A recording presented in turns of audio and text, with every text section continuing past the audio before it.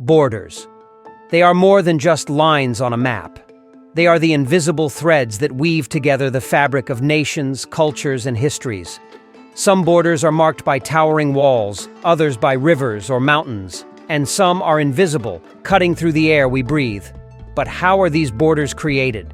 Who decides where one country ends and another begins? And what happens when these lines are disputed?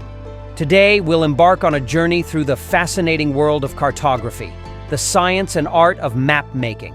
We'll explore how borders are drawn on land, how they extend into the skies, and the hidden forces, political, historical, and technological, that shape them. This is the story of how humanity has divided the Earth, and why these divisions matter more than ever. The art and science of map-making owe much to the pioneering work of few individuals who laid the foundations of modern cartography.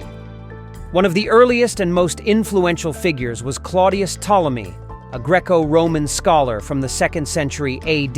His work, Geographia, introduced the concept of latitude and longitude, creating a grid system that allowed far more accurate representations of the Earth. Though his maps were based on imperfect data, they remained the standard for over a millennium. In the 12th century, one of the most influential figures in the history of mapmaking was Abu Abdullah Muhammad Al-Idrisi, a Muslim geographer and cartographer of the 12th century. Al-Idrisi was educated in Cordoba, a center of learning during the Islamic Golden Age. His work bridged the knowledge of the ancient world with the advancements of his time, creating maps that were unparalleled in their accuracy and detail. Al-Idrisi's most famous work, the Tabula Rogeriana, the Book of Roger, was commissioned by King Roger II of Sicily in 1138. This monumental project took 15 years to complete and resulted in one of the most comprehensive world maps of the medieval era. The Tabula Rogeriana was not just a map, but an encyclopedia of geographical knowledge, combining information from Arab, Greek, Roman, and Persian sources, as well as first-hand accounts from travelers and merchants. What made Al-Idrisi's work revolutionary was his methodical approach. He divided the world into 7 climatic zones, based on Ptolemy's system, and further subdivided these into 10 sections, creating a grid-like structure that allowed for precise plotting of locations. His map was remarkably accurate for its time, depicting regions from Europe and Africa to Asia, including detailed representations of the Mediterranean, the Indian Ocean, and even parts of the Far East. Al-Idrisi's work also included a written companion, Nujat al-Mushtaq, which provided detailed descriptions of the geography, cultures, and economies of the regions he mapped.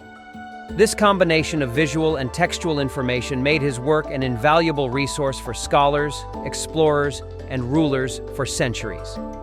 Fast forward to the 16th century, and we meet Gerardus Mercator, a Flemish cartographer whose 1569 world map introduced the Mercator projection.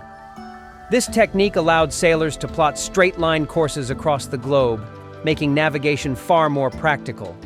While his projection distorted the size of land masses, making Greenland appear as large as Africa, for example, it became the standard for nautical maps and is still used today.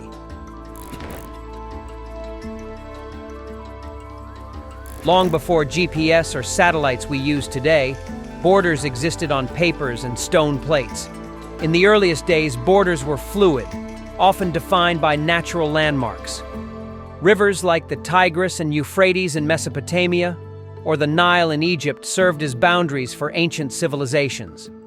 Mountains like the Alps in Europe or the Andes in South America acted as natural barriers, separating tribes and kingdoms. But as societies grew more complex, so did their borders. The Roman Empire, for example, didn't just rely on nature.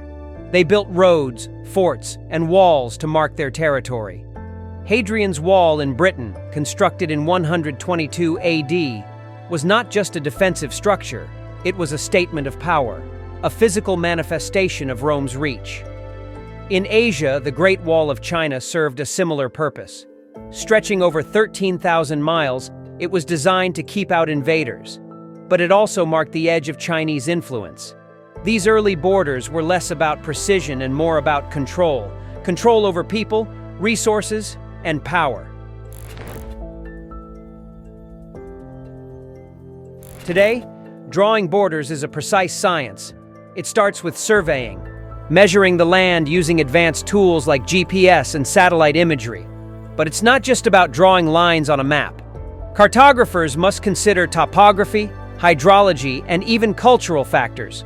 For example, the border between the United States and Canada follows the 49th parallel north, a straight line that cuts through mountains, rivers, and forests.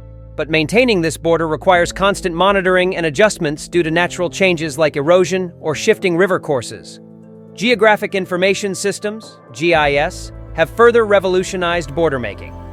GIS allows cartographers to layer data, like population density, natural resources, and political boundaries, to create maps that are not only accurate, but also deeply informative. But even with all this technology, borders are not always clear-cut. Take the case of the India-Bangladesh border, which includes hundreds of enclaves and exclaves. Resolving these complexities required decades of negotiation and precise mapping. While science provides the tools, politics often dictates where borders are drawn. Throughout history, borders have been shaped by wars, treaties, and colonialism. Take the partition of India in 1947. The British hastily drew a line dividing the subcontinent into India and Pakistan, leading to one of the largest migrations in history and decades of conflict. Similarly, the Israel-Palestine border remains one of the most contentious issues in global politics. Nowadays, borders are also tools of power. During the Cold War, the Iron Curtain divided Europe into East and West, not just geographically, but ideologically. And today, walls like the one between the US and Mexico symbolize not just physical barriers, but deep political divides. But borders are not always permanent. The fall of the Berlin Wall in 1989 showed how quickly borders can change. And in Africa, countries like South Sudan have emerged from decades of conflict to redraw the map of the continent. While land borders are visible and tangible, air borders are invisible, yet just as important. Airspace is divided into territorial zones, much like land, but with an added layer of complexity. Every country controls the airspace above its territory, usually up to an altitude of 60,000 feet. This is known as sovereign airspace. Beyond that, it's considered international airspace, governed by organizations like the International Civil Aviation Organization, ICAO. But how are these air borders marked? Unlike land borders, there are no physical markers. Instead, air borders are defined by coordinates and enforced through radar systems and air traffic control. For example, the North Atlantic tracts are predefined routes that aircraft follow to cross the Atlantic Ocean, ensuring they stay within approved airspace. Air borders also play a crucial role in national security. Violations of airspace can lead to diplomatic incidents or even military action. In 1983, Korean Airlines Flight 007 strayed into Soviet airspace and was shot down, killing all 269 people on board. This tragic event highlights the importance of precise air border management. From the ancient walls of Rome to the invisible lines in the sky, borders tell the story of who we are and who we aspire to be. They remind us that the Earth is both vast and fragile, and that the lines we draw today will shape the world of tomorrow. So the next time you look at a map, remember, behind every border is a story of science, of power, and of people. And those stories are still being written. If you enjoyed this deep dive into the world of borders, don't forget to like, share, and subscribe for more thought-provoking content. Let us know in the comments. What's the most interesting border you've ever crossed? Thanks for watching and see you in the next video.